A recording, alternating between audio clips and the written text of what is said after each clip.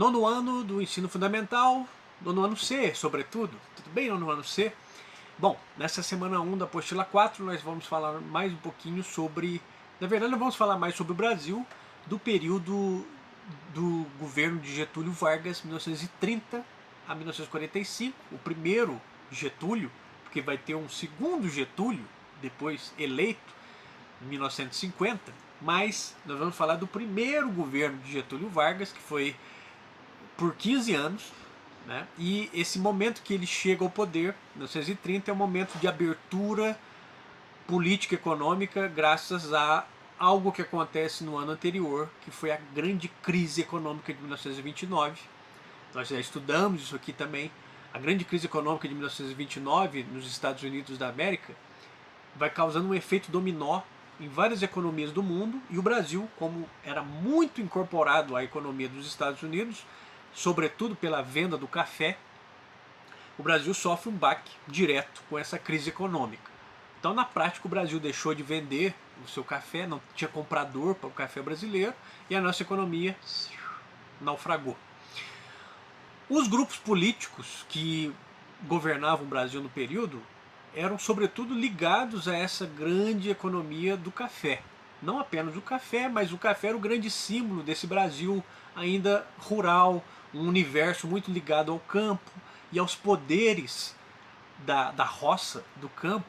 Daí esse período também ser conhecido como a República dos Coronéis, a política dos coronéis, que eram aqueles grandes fazendeiros, né, os prefeitos, os governantes locais, todos eles eram de alguma maneira ligados a famílias proprietárias de terra. Só que essa crise de 29 ela acelera algo que já vinha acontecendo, que era o crescimento das nossas cidades, e aí surgem outros grupos políticos que vão acabar, nesse momento em que esses cafeicultores, esses fazendeiros se enfraquecem, esses outros grupos vão finalmente se articular e mudar as formas de poder do Brasil. E é nesse momento que ocorre a eleição de 1929 para 1930.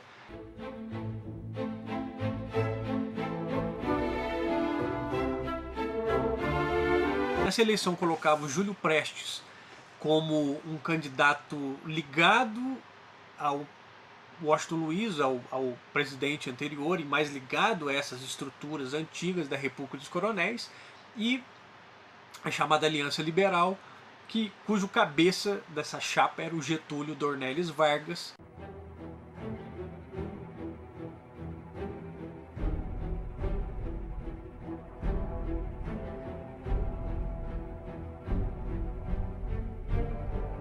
Que numa eleição conturbada, cheia de fraudes, ele perde a eleição, mas um golpe, quer dizer, uma derrubada de poder, o Getúlio assume esse poder, que vai inaugurar, em 1930, uma nova fase política, econômica e cultural na história do Brasil.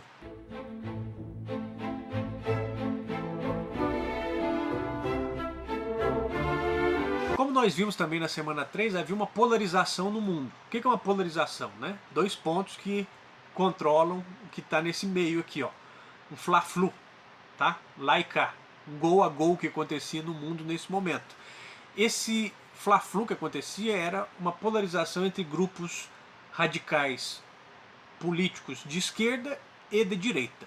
De esquerda, um desdobramento da Revolução Russa, das ideias do socialismo, da vertente comunista, e na direita os grupos fascistas que surgem na Itália e depois se espalham para Portugal, Espanha, Alemanha sobretudo, nazismo. Então você tinha grupos muito radicais na sociedade disputando poder nesse momento. E no Brasil nós vamos ter a chamada ANL, Aliança Nacional Libertadora, um grupo de esquerda, cujo principal líder era Luiz Carlos Prestes, o principal símbolo desse movimento, e à direita os chamados integralistas, né, a Ação Integralista Brasileira, a IB, cujo principal líder, como também nós já vimos um pouco na apostila passada, era Plínio Salgado. Então, quando Getúlio Vargas assume o poder nesse período, ele tinha que lidar com esses grupos radicais, tanto mais à esquerda quanto mais à direita, e o Brasil nesse momento mudando a característica da nossa sociedade. Isso é muito importante, porque a partir da década de 1930 o Brasil vai deixando de ser um país rural e vai se tornando um país urbano. A maioria da população vai saindo do campo, se mudando para as cidades começam a crescer, começa a surgir uma indústria nacional que vai ser, em boa parte, levada à frente pelo Estado, quer dizer, o Estado se torna um promotor de desenvolvimento, o Estado se torna um importante agente de criação de empregos. Então, esse momento é um momento muito rico de várias experiências políticas, sociais, econômicas, e aí o Brasil vive esse período do Getúlio Vargas de 30 a 45. Então, esse período normalmente a gente divide em 3 partes para a gente entender um pouquinho melhor como é que ele aconteceu. Então vamos lá.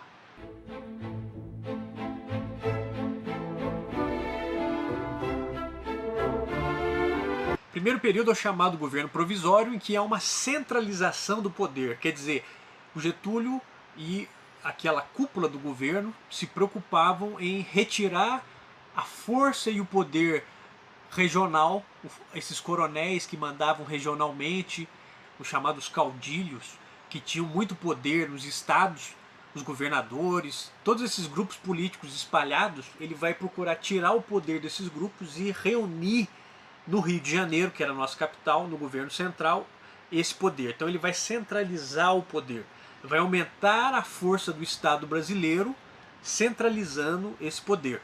E vai nomear interventores em cada um desses estados ou aliados seus. Então, na prática, o Getúlio já anunciava ali uma semente da política que ele traria mais à frente, que é uma ditadura. Só que uma ditadura com a justificativa de garantir direitos ao povo e modernizar o país. O que aproximava muito algumas ideias do Getúlio das ideias do Benito Mussolini, do fascismo italiano.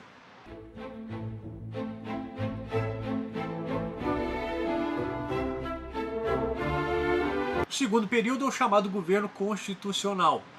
Foi criada uma Constituição, a Constituição do Brasil era de 1891, foi criada uma nova Constituição, a chamada Constituição de 1934, que garantia direitos trabalhistas, voto feminino, ou seja, incluía na política uma grande parcela da população, mas com o objetivo também de tutelar, quer dizer, de controlar essa parcela da população.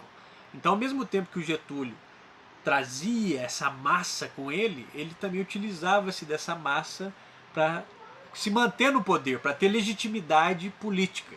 Né? Então veja como é que são as coisas. Ele tentava garantir esses direitos ao povo, mas também usando politicamente esse povo.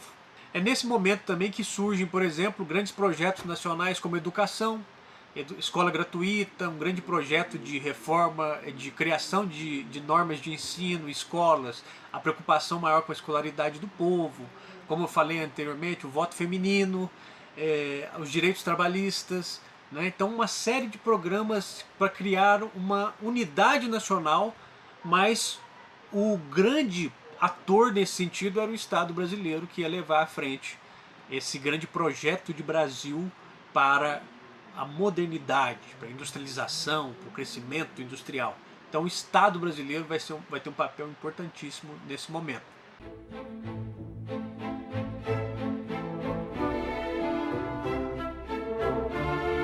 E finalmente o terceiro período, que é o chamado Estado Novo, que é o Getúlio dá um golpe para que ele se mantenha no poder, ele dá um golpe nele mesmo para que ele fique mais tempo no poder, a partir de 1937, tá?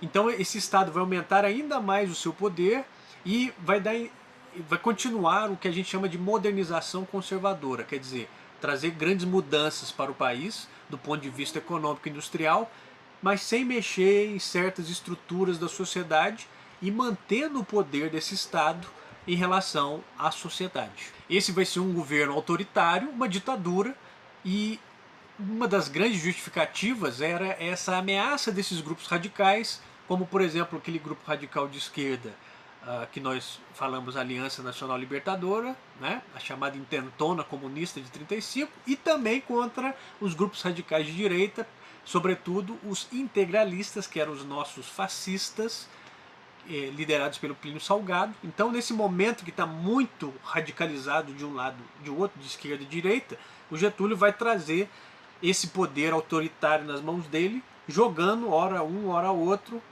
jogando com essas grandes forças políticas internacionais.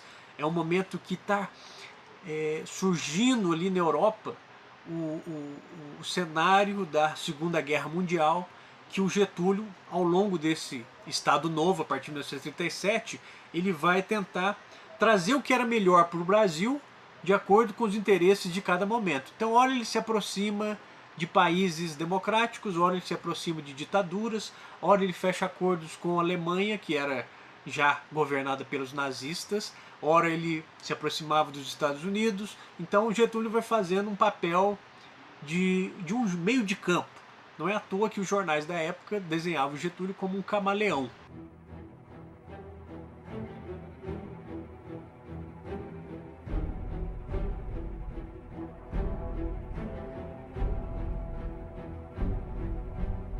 Ele vai mudando conforme a situação que era mais vantajosa para ele e para o Brasil, dentro desse projeto que ele pensava de Brasil.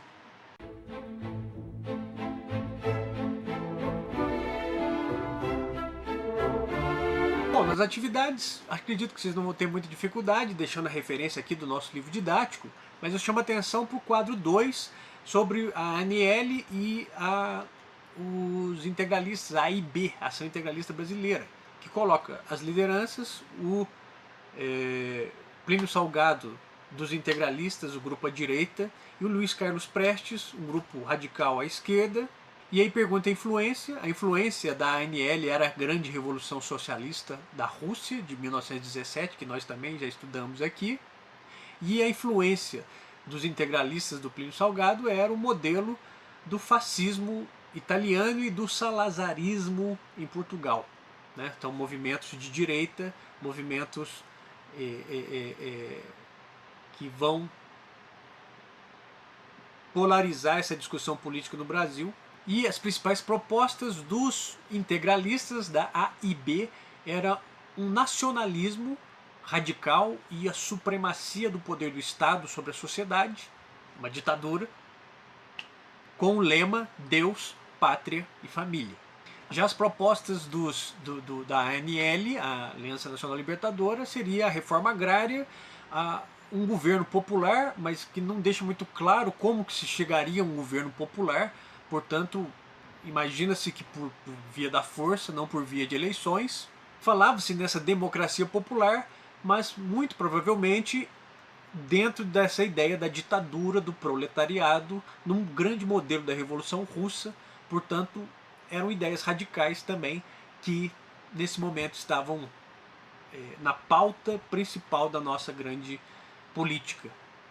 Então Getúlio vai ter que lidar com esses grupos, a esquerda e a direita, essas radicalizações.